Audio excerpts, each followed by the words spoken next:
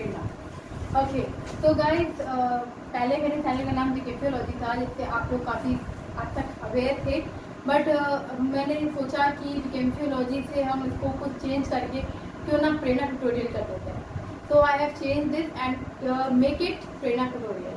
तो guys today आज हम लोग स्टार्ट करेंगे, आज हम लोग बात करने वाले हैं क्लास 11 के एनसीईआरटी के अंदर। एनसीईआरटी के अंदर जो भी चैप्टर आते हैं वो सब हम लोग पूरे इस थ्रू आउट 11th क्लास, जब तक आपका ये साल चलेगा तब तक हमारा ये पूरा एनसीईआरटी जो है वो कवर अप हो जाएगा। तो हम लोग इसको कंटिन्यूएशन में चलाते ही रहेंगे। तो गाइस क्या है कि हम लोग का बीच में कोई भी वीडियो गैप नहीं होना चाहिए, कोई भी आपके पास लेक्चर कम नहीं आना चाहिए, इसलिए हम लोग इसको डेली बेसिस पे कंप्लीट करते रहेंगे चैप्टर्स। ओके, तो आज हम लोग पढ़ने वाले हैं क्लास 11 का यूनिट नंबर 1, जिसका नाम है diversity in a living world. Diversity in a living world यानी कि जहाँ डाइवर्सिटी, जहाँ लोग सारे मिलकर, यानी प्लांट भी होंगे, एनिमल्स भी होंगे, ह्यूमंस भी होंगे, वो सब किस तरीके से अपने आप को अपनी सराउंडिंग में मैनेज करवा पा रहे हैं, that is diversity in a living world. ठीक है, हम पूरे लिविंग वर्ल्ड की बात करेंगे। अब चैप्टर नंबर 1 है लिविंग वर्ल्ड। लिविंग वर्ल्ड के अंदर क्या क्या चीज़ें आती हैं, कौन कौन से फैक्टर रिस्पॉन्सिबल है लिविंग बीइंग, किस किस चीज़ों के अंदर आते हैं, ये सब कुछ हम इस चैप्टर के अंदर स्टडी करने वाले हैं। तो जो पहला चैप्टर है हमारा, उस चैप्टर के अंदर क्या चल रहा है, कंटिन्यूसली हम लोग पढ़ने वाले हैं उस चैप्टर में लिविंग थिंग क्या होते हैं और नॉन लिविंग थिंग क्या होता है। वैसे हमको पता है कि ये जो छोटे बच्चों की चीज़ें हैं ये तो आपको ऑलरेडी पता होंगी, होप सो आपको पता होगा लिविंग क्या होता है और नॉन लिविंग क्या होता है। ठीक है, तो वैसे भी हम बता ही दे रहे हैं आपको लिविंग होता क्या है। लिविंग थिंग्स वो है जो कोई भी चीज़ जिसमें ग्रोथ का फैक्टर हो, जो ग्रो कर रहा हो, यही हम लोग जानते हैं ना। अभी हम जो बात कर रहे हैं जिसमें ग्रोथ हो रही है, अभी हम एक बात बता रहा है, कोई एक लाइन सेंटेंस बता रहा है कि हमें हमारे हिसाब से लिविंग बीइंग क्या है, जिसमें ग्रोथ हो रही हो। नॉन लिविंग में तो ग्रोथ होती नहीं है, according to us non living में तो ग्रोथ होती नहीं है। ठीक है, और लिविंग थिंग में ग्रोथ होती है, उनकी हाइट बढ़ती है, उनका वेट बढ़ता है, जिसकी वजह से हम ये बता सकते हैं कि वो लिविंग है। सबसे इम्पोर्टेंट वो ब्रीथ कर सकते हैं, उनको इनहेल करना एक्सहेल करना आता है, फिर चाहे वो ह्यूमन हो, चाहे प्लांट हो, चाहे एनिमल हो, ये सारे हमारे लिविंग बीइंग के अंदर आते हैं। नॉन लिविंग क्या कैटेगरीज होती हैं, जैसे हमारा ये बोर्ड हो गया, ये हमारे पास मार्कर हो गए, ये सब नॉन लिविंग के अंदर है। फैन हो गया, ये सब नॉन लिविंग है। अब आप कहेंगे कि जो भी मूवेबल है, लोग कहते हैं जिसमें मूवमेंट हो रहा हो, वो सब हमारा लिविंग होता है। ऐसा नहीं है। अगर हम बात करेंगे तो हमारा जो फैन है ये भी मूव कर रहा है, लेकिन ऐसा नहीं है कि मूवमेंट जिसमें हो रहा हो, जरूरी नहीं है कि सारी वो चीज़ें लिविंग ही हो। फॉर एग्जाम्पल हमारे प्लांट में तो कोई मूवमेंट, मतलब वो चलते तो नहीं है, उनमें लोकोमोशन तो नहीं हो रहा।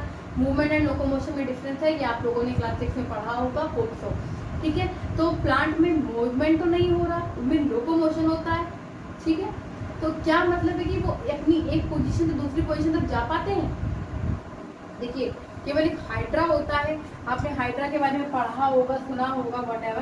जैसे ये हाइड्रा है आपका, ये हाइड्रा क्या करते हैं कि इसकी ये है, ये इसको ऐसे बेंड करता है, और इसके ये जो पार्ट है ये नीचे होता है, और ये ऊपर, उसका जो अनदर पार्ट है, ये वाला जो नीचे का पोर्शन है ये ऊपर हो जाता है, और ऊपर वाला पोर्शन नीचे हो जाता है। यही हमारा फॉर्मेट है हाइड्रा का मूवमेंट का, जिस थ्रू हाइड्रा मूव कर पाता है। ये हम लोग पहले ही पढ़ चुके हैं, तो हम लोग इसके बारे में डिस्कस ना करते हुए आगे बढ़ते हैं। तो आगे बढ़ते हुए हमारा सबसे पहला जो फैक्टर है, वो फैक्टर बिलोंग करता है, सबसे पहली जो आपका एनसीईआरटी के अंदर जो चीज आ रही है वो है, एनसीईआरटी के अंदर जो आपका पहला पैराग्राफ है वो व्हाट इज लिविंग। पहला क्वेश्चन क्या है, जो एनसीईआरटी है इसमें बहुत ही बेसिक क्वेश्चन अपने अंदर होते हैं, जो होप की जो 11th में बायो लेते हैं, मैक्सिमम स्टूडेंट मेडिकल या इंजीनियरिंग या ऐसा कुछ करने की कोशिश करते हैं 11th में। तो जो बायो लिए हैं तो ऑब्वियसली उनकी फील्ड डिसाइडेड हो जाती है कि अब वो मेडिकल फील्ड से बिलोंग करेंगे। ठीक है, या फिर कुछ लोग जो मैथ से डरते हैं वो बायो में आ जाते हैं, या मैक्सिमम हम ऐसा भी देखते हैं जिनको दोनों सब्जेक्ट टफ लगते हैं बट उनको बायो फिर भी आसान लगती है। तो हम आपको बता दें कि आप बिल्कुल भी बायो को आसान मत लीजिएगा। देखिए, सिंपल है, हर चीज़ सिंपल है। सिंप्लीफिकेशन आपने मैथ से पढ़ा होगा, आपको हर चीज़ को सिंपल करना होता है, चीज़ें आपको सिंपल मिलती नहीं है। ठीक है, आप अगर आप ये मान लेंगे कि आपको हलवा मिल जाएगा तो वो पॉसिबल नहीं है। आपको पहले उसके लिए तैयारी करनी पड़ती है, खिचड़ी बनाने के लिए भी हमें तैयारी करनी पड़ती है। तो वैसे ही जब हमें एकदम टॉप करना है या हमें अच्छे नंबरों से पास होना है, हर बच्चे की अपनी अपनी कैपेसिटी है। कुछ अपने हिसाब से सोच लेते हैं कि उन्हें टॉप करना है, 95% स्कोर करना है, कुछ अपने आप से सोच लेते हैं हमें 35% मार्क्स लाने हैं ताकि हम पास हो जाए। तो ये सबका अपना अपना वे है कि कौन किस हिसाब से थिंक करता है, दैट डजंट मैटर। ओके, तो अब हम लोग बात जो करने वाले हैं वो क्या है, व्हाट इज लिविंग। तो लिविंग क्या चीज़ होती है, ये सब हम लोग जानते हैं कि लिविंग होता क्या है। अब लिविंग, लेकिन अगर हम लोग बात कर रहे हैं, अगर एनसीईआरटी के हिसाब से बात करेंगे तो लिविंग क्या है, उसके कुछ फैक्टर्स उसके अंदर डिफाइन करने पड़े। तो जो पहला फैक्टर लिविंग के अंदर आ रहा है वो है growth factor. Growth, living non living के बारे में हम पहले ही बात कर चुके हैं, लिविंग के बारे में और नॉन लिविंग के बारे में। तो अभी हम केवल ग्रोथ फैक्टर के बारे में बात करेंगे। ग्रोथ फैक्टर भी हमारा दो तरीके का है, divided into two part, extrinsic and intrinsic. ठीक है, I am not writing full, आप लोग समझ सकते हैं। ये है हमारा इंट्रिंसिक और ये है हमारा एक्सट्रिंसिक। तो एक्सट्रिंसिक के अंदर क्या चीजें हैं और इंट्रिंसिक के अंदर क्या चीजें हैं। एक्सट्रिंसिक हमारा ये डिफाइन कराता है कि ये नॉन लिविंग के बारे में बात हो रही है। अब आप कहेंगे नॉन लिविंग में तो ग्रोथ होती ही नहीं है, तो हम आपको बता दें कि जो नॉन लिविंग है उनमें भी ग्रोथ होती है। कहेंगे कैसे होती है, तो हम आपको एग्जाम्पल भी देंगे। सपोज करिए कि आपके पास एक टेबल है,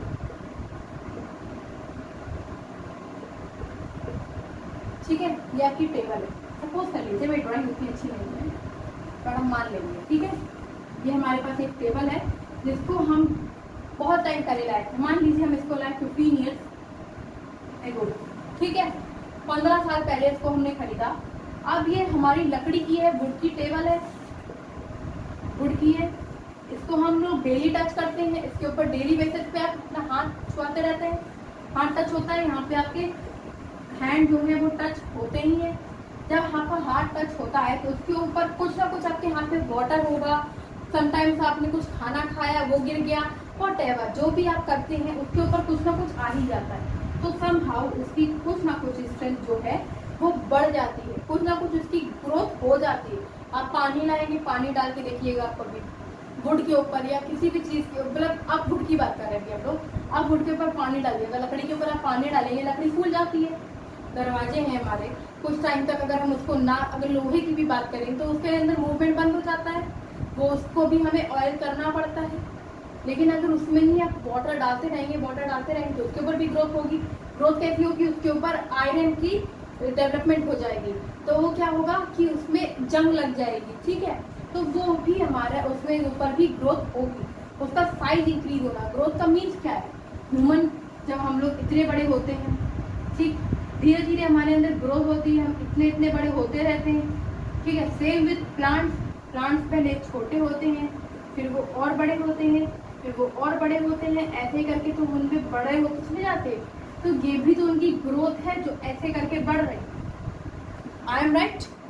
एक बार अपने आप से सोचेंगे तो क्या हुआ कि एनसीईआरटी के अकॉर्डिंग, जो एनसीईआरटी मान रहा है उसके अकॉर्डिंग क्या ग्रोथ जो है वो हमारा फैक्टर रिस्पॉन्सिबल नहीं है नॉन लिविंग लिविंग के लिए, क्योंकि ये नॉन लिविंग में भी हो रही है ना।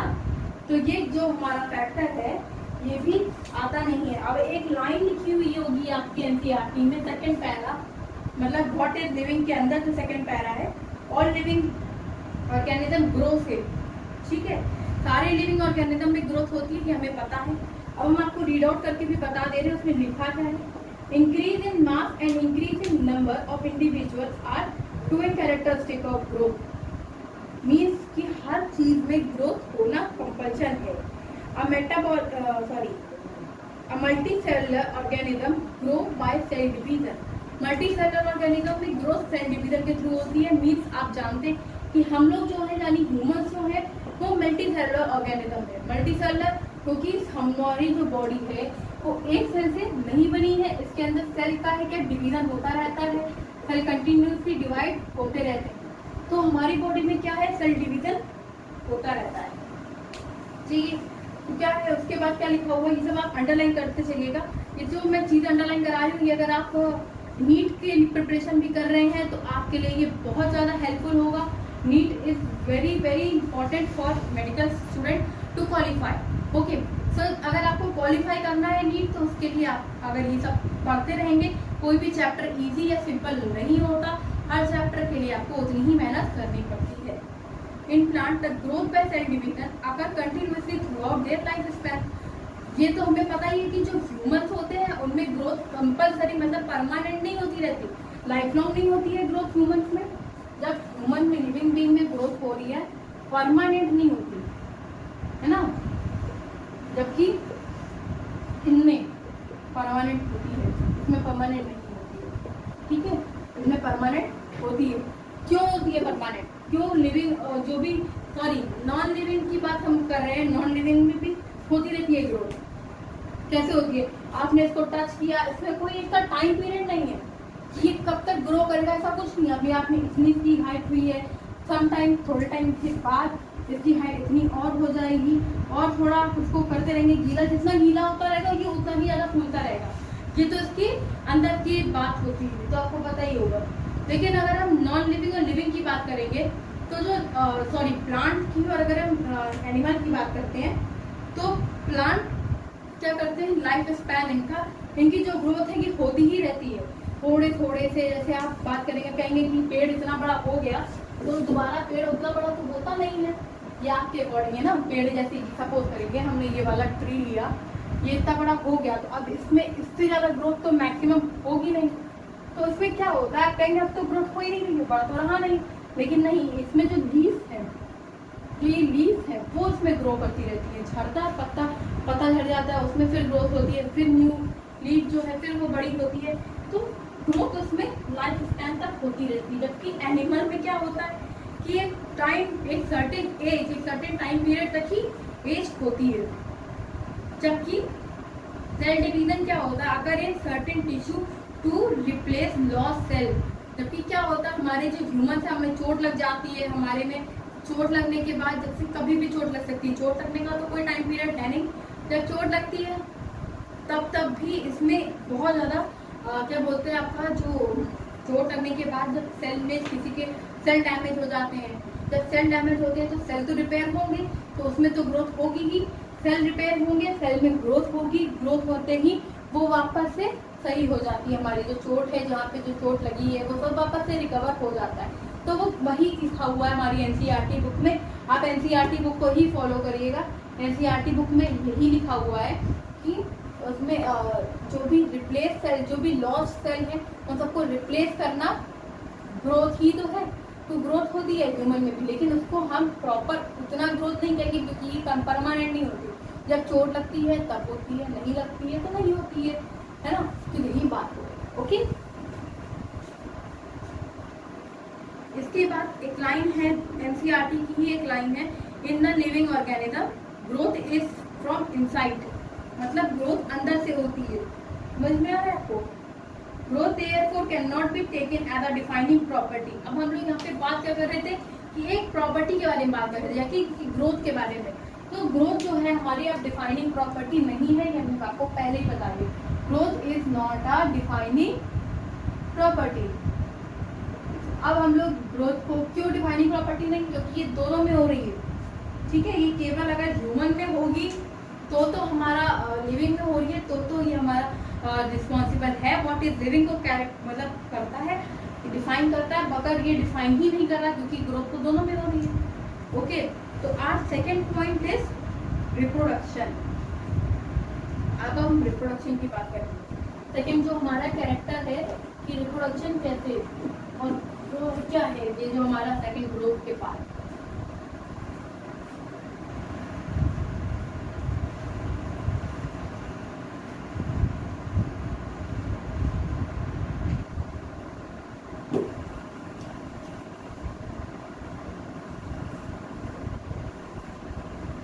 अब रिप्रोडक्शन क्या है, आप लोग को रिप्रोडक्शन तो सबको पता ही है। Reproduction is the process of generating a new individual या growth of a new individual और यंग वन। तो क्या है, सिंपली आपका जो मल्टी सेलुलर ऑर्गेनिज्म होते हैं, यानी जो ह्यूमंस हैं, reproduction refer to the production of a progeny processing feature feature more or less similar to those of the parent. देखिए बात कहाँ पे यहाँ पे ये हो रही है कि यार फंगस जो है, फंगस क्या करता है, मल्टीपल एंड इस पर भी हम लोग किसके बारे में, एसेक्सुअल के बारे में बात कर रहे हैं, ठीक है। एसेक्सुअल रिप्रोडक्शन जो है वो बहुत ज़्यादा वाइड है, बहुत ज़्यादा जल्दी अपने आप को फैलाता है, इतनी जल्दी हिम्मत नहीं करते, उनका एक सर्टेन टाइम ड्यूरेशन होता है, वो एक दूसरे से ही उनमें रिप्रोडक्शन होता है। फॉर एग्जाम्पल आपको पता ही है दो तरीके की रिप्रोडक्शन है, एसेक्सुअल एंड सेक्सुअल। एसेक्सुअल के अंदर क्या है, प्लांट्स आ जाते हैं, सेक्सुअल के अंदर क्या है, एनिमल्स आएंगे या ह्यूमन आएंगे, हम लोग भी तो एनिमल ही हैं, ठीक है। तो इसका क्या मतलब होता है, इसमें हमारे 2 पेरेंट्स आर रिक्वायर्ड।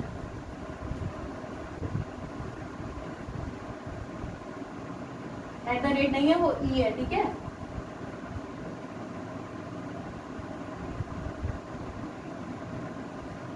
इसमें 1 पेरेंट या सिंगल पेरेंट भी कोई प्रॉब्लम नहीं है, हो जाता है।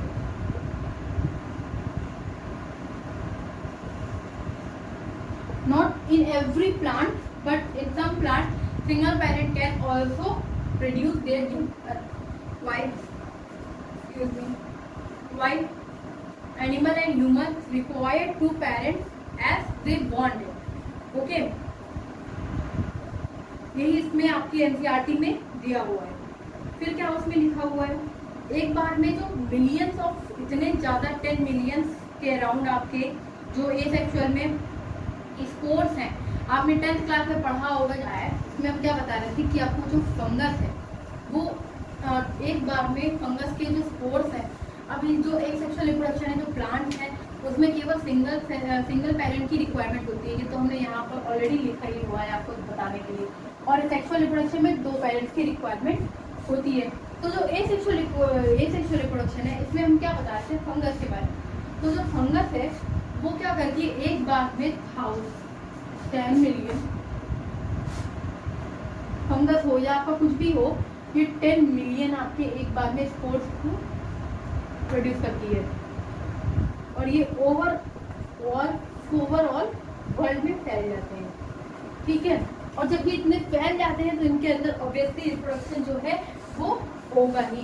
तो क्या बता रहा है ये, अब आपकी जो एनसीईआरटी कह रही है, जो वो ये कह रही है कि वो जो लोअर ऑर्गेनिज्म है, lower organism like hydra and east, इनमें क्या होता है, इनमें बडिंग होती है। बडिंग आपको पता है, बडिंग ये आपकी बड है, या एक आपकी बड, एक ये आपकी बड, क्योंकि इसको हमने कट कर दिया है, ठीक है।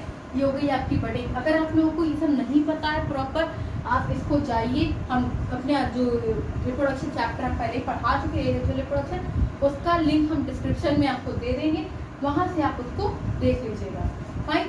तो इसके बाद क्या है, एक लाइन उसके आगे जो लिखी हुई है वो है कि जो प्लेनेरिया है यानी कि फ्लैट फॉर्म, वो क्या कर रहा है कि उसमें वो ट्रू रीजनरेशन को शो करता है। ट्रू रीजनरेशन फिर होता है, रीजनरेशन को ये फ्रेगमेंटेशन कहते हैं, तो फ्रेगमेंटेशन होता है उसी में प्लेनेरिया जो है फ्रेगमेंट। तो अभी जो हमारा जो कैरेक्टर है वो ये बता रहा है कि जो यूनिसेलुलर ऑर्गेनिज्म होते हैं जैसे अमीबा हो गए, ये सब भी रिप्रोड्यूस करते हैं, लेकिन सम अभी भी स्टिल कुछ ऐसी चीज़ें हैं जैसे म्यूल हो गया, जिससे हम लोग हिंदी में खच्चर बोलते हैं, गधा और घोड़े को मिला के खच्चर बनते हैं, और एक तो ये सब जो होते हैं ये रिप्रोड्यूस नहीं कर सकते। और ह्यूमन, अगर हम ह्यूमन की बात करें तो गेज जो होते हैं वो रिप्रोड्यूस नहीं कर सकते, ये आपको पता है, इनकी भी एक कैटेगरी है। आई एम नॉट जस्ट, हम किसी भी उसको बुरा नहीं बोल रहे हैं, मैं कैटेगरी को आई एम जस्ट टीचिंग। तो हम ये बता रहे हैं कि उनमें रिप्रोडक्शन नहीं होता, तो वो क्या बता रहे हैं कि जो म्यूल है, म्यूल जो होते हैं उनमें भी रिप्रोडक्शन नहीं होता, वो चढ़ाई नहीं है। तो इसकी वजह से ये जो हमारी रिप्रोडक्शन जो कैटेगरी है ये भी हमारी कैंसर, ये भी हमारी नहीं हो सकती, डिफाइनिंग प्रॉपर्टी नहीं है, क्योंकि हर चीज़ में रिप्रोडक्शन भी नहीं हो रहा, तो हमारा इसका भी कोई लिविंग के अंदर कंपलसरी ये नहीं आ रहा कि इसमें भी रिप्रोडक्शन होगा ही, इसलिए ये भी हमारा कोई भी कैरेक्टर नहीं है। ओके, तो अब हमारा जो थर्ड कैरेक्टर है वो है, जो थर्ड कैरेक्टर है वो है हमारा मेटाबॉलिज्म। तो मेटाबॉलिज्म क्या है?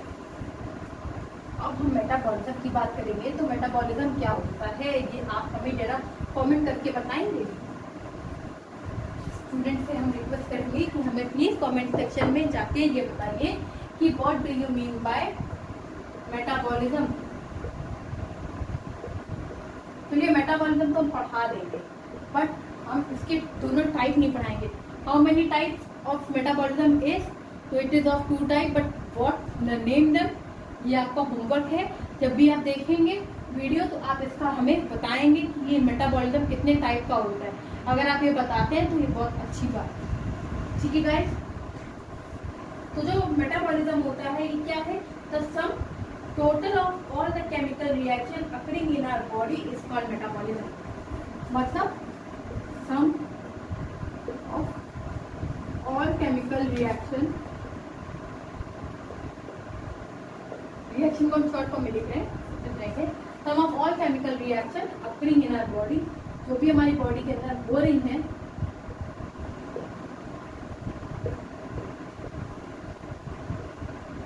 Are known as metabolism. रोक कर वीडियो को पॉज कर आप लोग ये सब लिख लीजिएगा, नोट्स बनाते चलिए। जितनी लाइन मैं बोल रही हूँ उसको रोकिए, पॉज करिए, सुनिए और अपने उसमें नोट करते रहिए, नोट्स बनाते रहिए। देखिए स्कूल नहीं जा रहे हैं लेकिन आपके नोट्स जो है वो कंप्लीट होने चाहिए। तो इससे हमें क्या समझ में आ रहा है कि जो मेटाबॉलिज्म है ये नॉन लिविंग ऑब्जेक्ट में इसका नहीं होता है। मतलब नॉन लिविंग जो होते हैं ये केवल लिविंग में ही हो सकता है, क्योंकि उसमें बॉडी में मेटाबॉलिज्म यानी कि केमिकल रिएक्शन जो होती है वो तो नॉन लिविंग में नहीं हो सकती है। ये जो केमिकल रिएक्शन है ये नॉन लिविंग में नहीं हो सकती, लेकिन ये हर ह्यूमन में केमिकल रिएक्शन जो है ये होती है। ठीक है, तो हमारा जो पहला वाला था उसमें ग्रोथ क्या थी? दोनों में हो रही थी। ठीक है, इस वजह से वो नॉन डिफाइनिंग प्रॉपर्टी बन गया। सेकेंड वाला जो था वो था रिप्रोडक्शन, जिसमें सारे ह्यूमंस में रिप्रोडक्शन नहीं हो पा रहा था, इस वजह से ही मेटाबॉलिज्म उस वजह से उसको भी कैंसिल कर दिया गया था। वो भी हमारी pre defining property defining property के अंदर नहीं आता। अब हम बात कर रहे हैं मेटाबॉलिज्म के अंदर। तो मेटाबॉलिज्म ये हमारी एक डिफाइनिंग प्रॉपर्टी है। ओके गाइस, तो ये हमारी एक डिफाइनिंग प्रॉपर्टीज के अंदर आता है। फाइन, क्योंकि ये केवल लिविंग के अंदर ही हो सकता है। अगर ओनली इन लिविंग। फाइन, अब हम लोग बात करेंगे नेक्स्ट की। नेक्स्ट क्या है हमारे पास? कॉन्सिक्वेंसेस। नेक्स्ट जो प्रॉपर्टी है वो है हमारी कॉन्सिक्वेंसेस। इससे आपको क्या पता चलता है कॉन्सिक्वेंसेस क्या होता है? तो हम आपको बता दें,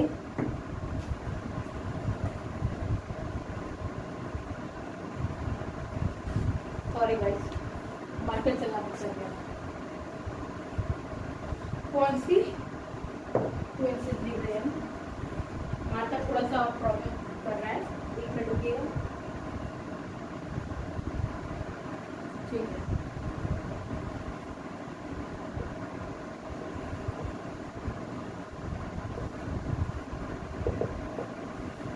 हाँ तो गाइस कॉन्सिक्वेंसेस इसमें क्या है कि जो हमारी सराउंडिंग है उसमें से हम लोग क्या, हम ह्यूमंस क्या करते हैं कि अडॉप्ट करते हैं। ह्यूमंस क्या करते हैं? अडॉप्ट करते हैं। एनिमल भी समटाइम्स कर लेते हैं, animals also adopt the environment.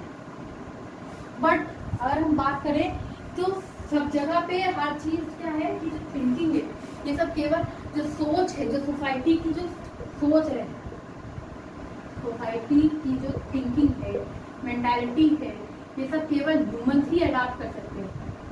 ठीक है,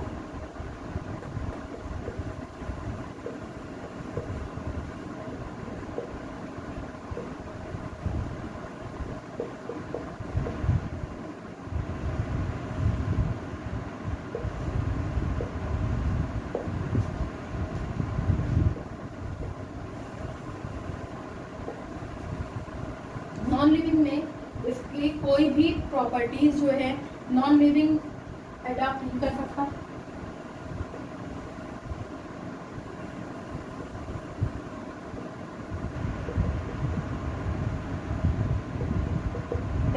it is also a defining property.